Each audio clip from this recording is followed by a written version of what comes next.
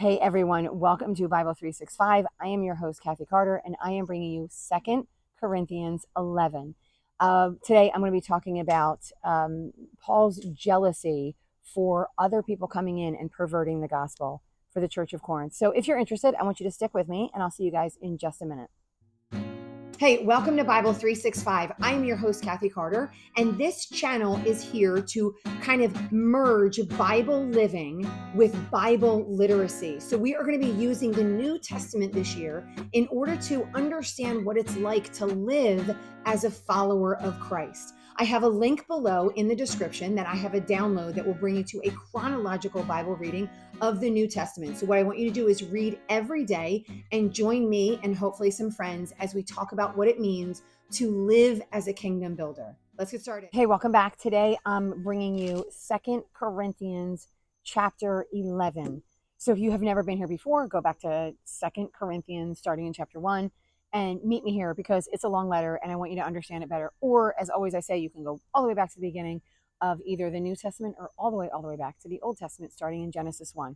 Your choice. It's great. It's nice to have some background info before you come to this. But if you just came to kind of hear some of the little tidbits that are going on in this portion of the letter, amazing. Hang in. Can't wait to hear what you guys say. I'd love if you share your thoughts. Of course, if you like this, if you find it to be a blessing at all, I want you to like, share, and subscribe to the channel. I'll bring that up at the end of the video as well. So in this letter, Paul and Timothy, Paul is an apostle. He's training Timothy to sort of take over.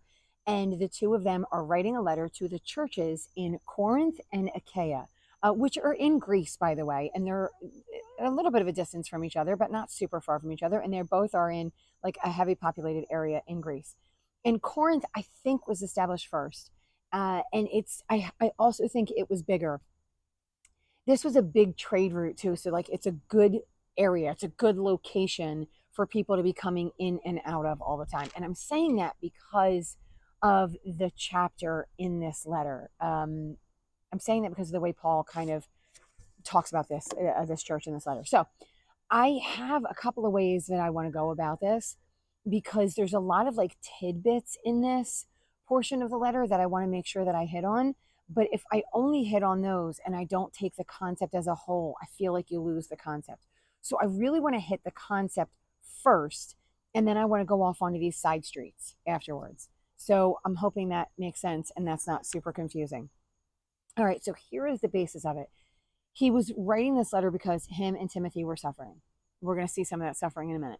But him and Timothy were suffering, and the church was mourning. They were sad. And he doesn't want anything to take away from the gospel of the Lord. He was like, these people have understood the gospel. They are living in a gospel-minded way. And I don't want to take any of that away. So I don't want our hardships to have them start to fall away. I don't want our blessings to have them start to fall away. And in this portion of the letter, he says, I don't want false teaching to draw you away. So he wants to make sure that anything and everything that they do, it consistently turns back to the Lord. Why is the Lord doing this? How can it be glorified? How can this be good for everybody's walk in the Lord, right? He doesn't want to ever take anything away from the Lord. And so one of the things that he was discussing in the chapter before was kind of his presence. He comes in a little harsh in his letters and he gives them a lot of meat. And yet when he's there, he's kind and he's a little bit, I don't want to say smaller, but it seems like he looks a little bit weaker, right? His look, there's no real major appeal to his look. And then he says, and he doesn't want to be glorified because of that, right? Like nothing should be glorified because of what's on the outside. And even a lot of the stuff on the inside, like the glorification should all be coming from the Lord. And so he says, but he who glories, let him glory in the Lord. For not he who commends himself is approved, but whom the Lord commends. And then he moves on in 11:1.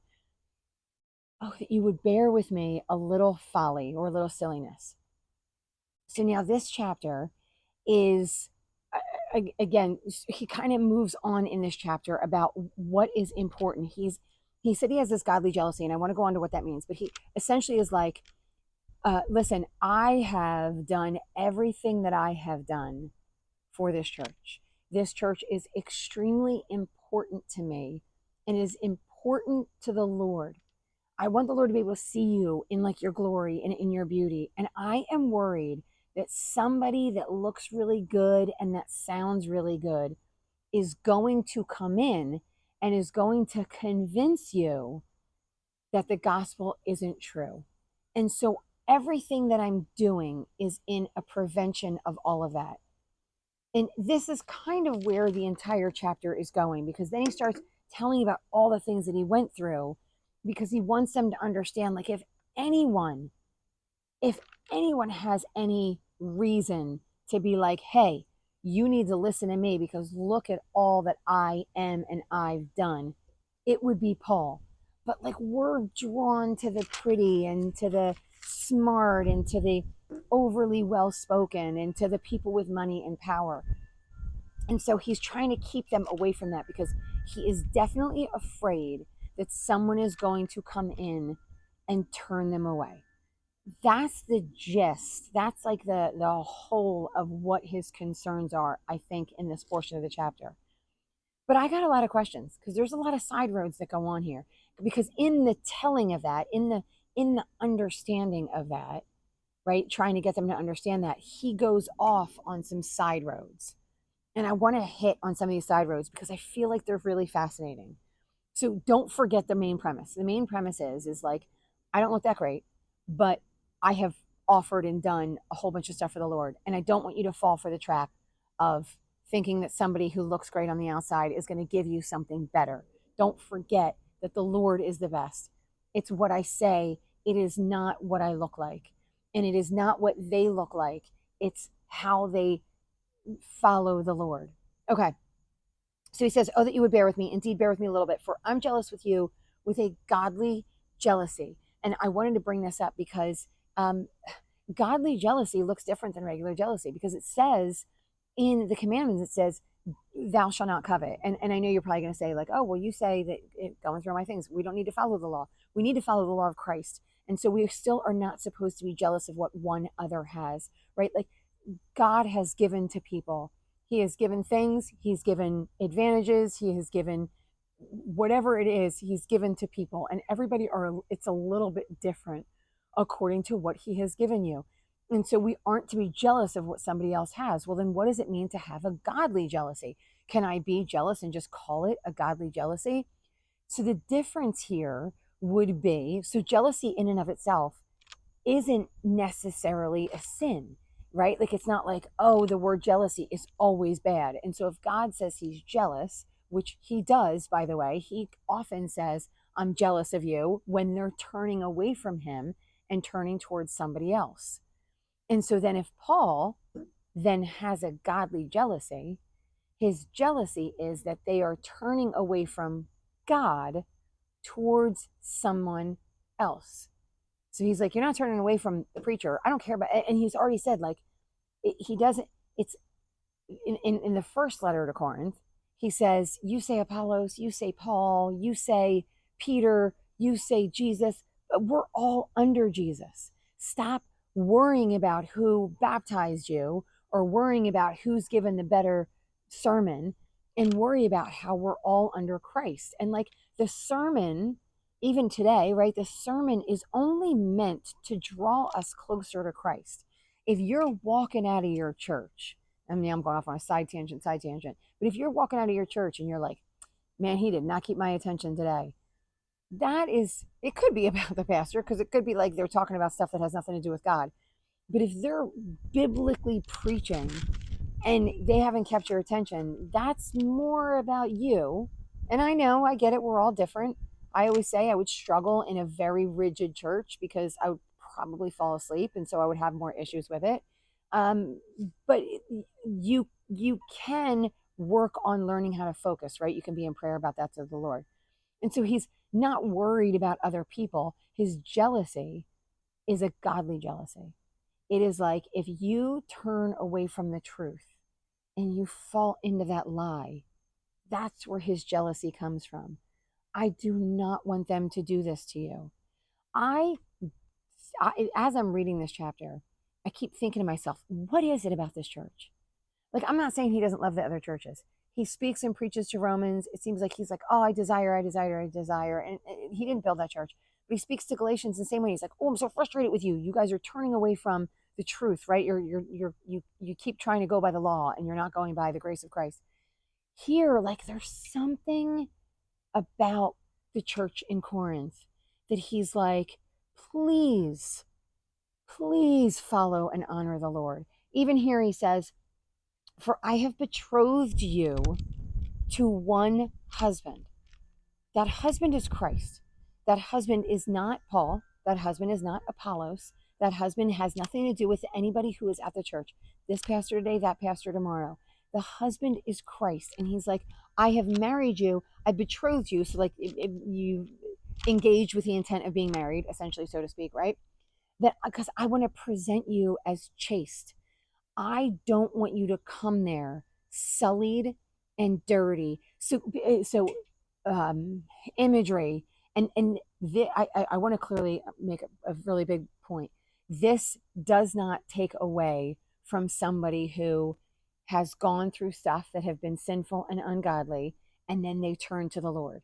Because the moment they turn to the Lord, they are cleansed by the Lord. So I want to get these pictures really square. Like it's not like a sinner. Let's just call him a sinner. A sinner walks in the door and sits down at the church, and I go, now, if you're not clean, you're not coming to the Lord. Nope, that's not really what I mean, right? Like if you have sinned in your life, you're not coming to the Lord. That's ridiculous.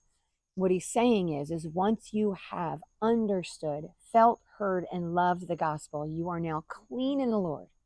And he wants to present them like that, chaste, a chaste virgin, somebody that is clean, undefiled, untouched. But if these people come in and start perverting the church, right? They start turning their eyes away from the truth of the gospel, and they either turn it to the law or they turn it to, it doesn't matter what you do. Everybody's great. It's all fine. And he's got grace for all, and he died for everybody. Therefore, it doesn't matter anything that you do, right? Like any of these major gospel issues. Jesus wasn't really the Son of God. He was just a guy who said really nice things. This is perverting a church, right? And turning a church away from the cleanliness that the baptism that they went through in order to follow the Lord. This is what he does not want for them. Now, my big question, of course, is can a church stay clean? Like we're talking about a church, a body of believers, not one believer, but a full body of believers. I don't know how many people were there at that time. Some say thousands were there. So this could have been a massive group of people. Can they be presented to the Lord chaste? I mean, Paul seems to think that they can.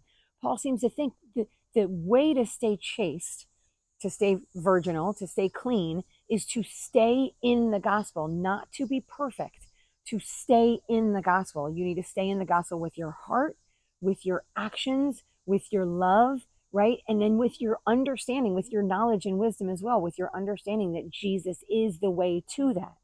Those are the ways that we stay chaste in the Lord. And again, this is what I'm gathering from all the things that he's been saying here. And so, and then this church is then presented to Christ. So one of the other things that made me think is thinking that Jesus and the Lord through Jesus and the Holy Spirit is literally looking down at your church, your body of believers. And he's like, what are they doing there? Everything we do as a solo and as a unit matters. It has value. How are you in this body of believers you are in? Do you believe that this body of believers is chaste, is following the Lord with all of their hearts, all of their souls, and all of their minds, right? Is the small group that you are in doing these things? So are you chaste? He watches over the church. He watches over each of you individually, and he watches over us as a whole. Okay. And then he says, but I present you as a chaste virgin. So your minds may be, and then he says, but I fear that the serpent deceived Eve with his craftiness, and then your minds can be corrupted from the simplicity of Christ. This is why he's godly jealous. He's like, it's easy And I want to validate this. It is very easy to turn someone's mind from the simplicity of Christ, that Christ was the Son of God, that he died, and that on the third day he was resurrected. He died, he took all of the sin of the world, right? He was the propitiation, the payment for the entire world, for everything, all heavenly body, everything. And that he redeemed them, and he has the ability to redeem them, I should say, the redemption. He's offered the redemption to them, and that on the third day he rose again. He defeated death, and he's now sitting at the right hand of God. I made it more complex, but it is really essentially simple. He died for all, and he defeated death for all of us to have the ability, when we say we follow him, all of us to have the ability to be turned towards the Lord. That was probably much easier. Okay. And then he says, for I consider that I am not at all inferior to the most eminent apostles. So eminent, in some of the other translations, it says super apostles. Super interesting expression, right? Prominent, eminent. Here, eminent is respected or famous. So we can use those words for eminent if we want to redefine it. So who are the eminent apostles? Are they the 12? I mean, are they just like Peter and John? Are they, which ones are the eminent, the super famous ones? I'm kind of, I want to say I'm asking in a way redundantly, because I think it's the 12, which means I think that there's more than just the 12 apostles. So I like curveball kind of underneath of that. But this is a really important word that we don't want to pass by, because he's like, I don't think I'm any less than any of those. He said, I'm not inferior, even though I'm untrained in speech, yet I'm not in knowledge. He has full understanding. The Lord gave him full understanding of the scriptures, just like he did with the 12. And so he went off, and it said he went off and he was on his own for, I want to say 3 years, but I can't remember now. It may have been 6. The second his eyes were opened, he immediately started preaching Jesus. Okay, so now he starts going through this whole thing. This is one of my more interesting things. And again, just going on a couple of side tangents. This is where he starts saying, I didn't charge you guys money. Like, I'm not any different than them, but I didn't charge you money to be here. As a matter of fact, other people paid for me to be here. I'm not preaching about how amazing I am. I'm not telling anybody how amazing I am. I'm not boasting. These people are going to come in and they're going to start boasting about their long list of all these things that they've done and how smart they are and all the degrees that they have and all the opportunities they've had to teach and all the places that they've gone to. Oh, I've debated in this place and against this person and that person. And you know what? He's like, I can do all of that too. As a matter of fact, I'm going to do that right now. I'm going to give you all of those things. And so this is what I find awesome. So he's going to do all of those things. He says, first he says in verse 12, but what I do, I will continue to do, that I may cut off the opportunity from those who desire an opportunity to be regarded. So this is why he's saying, like, he wants to do all this with you guys because he wants to cut off them. He doesn't want to give them, he doesn't want to give Satan the chance to open a door, right? Like, don't even crack it open a little bit. He said they're false apostles. And then he says, don't anyone think me a fool, but I'm going to act really foolishly. And here I go. So he said, are they Hebrews? So am I. Right now he's going to start boasting himself. Are they Israelites? So am I. Are they the seed of Abraham? So am I. Right? Like, they have this lineage and list of amazing things. So do I. Now, the side tangent I want to go on here is Hebrews, Israelites, and seeds of Abraham. Are they all the same thing? If they were, why would he mention it 3 times? So I'm going to say they are not the same thing. So what does that mean? So he's a seed of Abraham. Okay, that's great. So we know from the father, he is one of the descendants of the father. The father is Abraham, right? Abraham is the father of the Hebrews, because then it splits and it splits and it splits and it splits, right? We see that do it again. So he's the father of the Hebrews. Hebrew, really interestingly enough, supposedly, and again, this is some of the things that I was looking up just to see, like, what's the difference? What is it? Because we use them a lot of times interchangeably. We actually use Jewish, and I have done this on the videos, interchangeably with these words as well.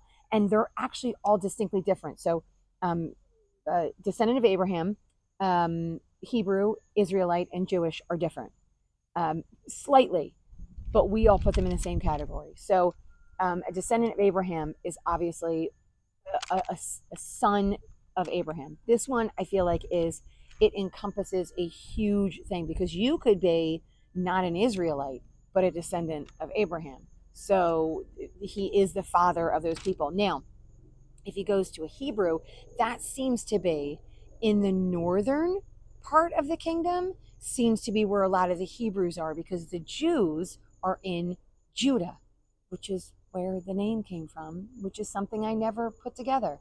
So Judah encompasses, now he's of the tribe of Benjamin, which is interesting, but he lives up in Samaria. So he is a Hebrew. He's not a Jew, which is, they're the descendants from Judah. Now, the Israelites are direct descendants of the 12 tribes. So you can be both an Israelite and a Hebrew. You can be an Israelite and a Jew, but you can't be a Jew and a Hebrew, pretty likely, unless you have a parent in each section. But noting here that it is lineage that matters. So he's letting you know he is of the 12 tribes. He is a son of Benjamin, a son of Benjamin. He is a descendant of Abraham. He is a Hebrew. These are all the things that are listed, right? So he has all of these background information. And then he starts going through all of the stuff that he went through. So you think they did things for the gospel? Let me tell you what I did. I got beat so many times, where it says he got stripes and he said -1, which means he got 40 lashes 5 times. Most people can't survive this one time. He got it 5 times. And this is over the course of years, by the way, but not like 100 years. This is over the course of maybe 10 years or maybe 3 years. He's gone through a lot to spread the gospel. Another terrifying one for me is, it said, I was shipwrecked, and a night and a day I have been in the deep, which means he was stranded in the ocean for a night and a day in order to spread the gospel. He has been in prison. He has been beaten. He has been stolen from. He has been in shackles. He has had all of these things. Why? Not because he's a villain, not because he's a prisoner, not because he's violent, but because he has been spreading the gospel. If anyone can boast, Paul can boast. Who has loved God more than Paul? Like, who would go through the things that Paul went through? By the way, there are people who are missionaries who go through these similar things, and they say it is for the Lord. And then I say, I can't give money to these foundations because I want to go on vacation this year. I God is calling us to so much greater than what we give ourselves. We say, I want to be retired at 62 and I want to go, I'm just giving you me, right? I want to be retired at 62 and I want to go to a lot of national parks. I love national parks. And I can tell you, I go out there and I pray and I worship, because man, when you look at those places, you're like, there's no way there's no creator. Like, it's too stunningly beautiful to believe that nobody made it, that it just happened by accident. It's too perfect. It's too beautiful. We love it too much. I would love that. And yet the gospel, God calls me to so much more than that. Like, that's what you want to do. You want to sit at home and you want to go in the pool all day. That's your great commission. That's what you're called to. You want to go to Tahiti? I watch The Love Boat, and like, I always want to go to like Punta Cana now. Like, I'm like, oh, that's what you want. Like, that is a valuable use of your time. I'm not saying don't go to Punta Cana and don't get on a Love Boat, whatever. I'm just saying this is what we are striving for. And Paul said, this is me. This is what the Lord has given to me. And I am telling you, these people come in and they boast of all this amazing stuff. I'm boasting in the Lord. And he said, if I must boast, I will boast in the things which concern my infirmity. The God and Father of our Lord Jesus Christ, who is blessed forever, knows that I'm not lying. So he's boasting in all of the things that he has done to spread the gospel.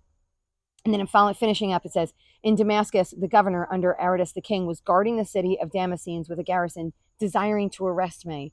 But I was let down in a basket through a window in the wall and escaped from his hand. So even then, Like he is always being chased and prosecuted and persecuted and beaten and in fear for his life, and yet he perseveres so he can be with these people in Corinth, and so they don't fall for the wickedness of the lies of Satan.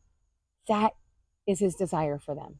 Think about what you're doing today and how that's impacting the kingdom. What you can boast about, like, right? What can I boast about? When you go to a party and you start boasting about all the places that you've been, and hello, I've been there, done that, right? I start hearing some people talk about it and I go, oh my gosh, I love that place. It was amazing. Oh, let me tell you what I did this summer. Probably the first thing we do when we go back to school is going to be, what did you do all summer? And 90% of them are going to talk about a vacation that they went on. And I'm going to probably do the same. Hello, I went on this trip, right? And what did you do? What were your goals, and what did you do for the kingdom of the Lord? I'm ending on that, hoping that's going to give you something to think about. So that's it for today. If you have found this to be a blessing, like, share, subscribe to the channel. I'll see you guys next time for section 12.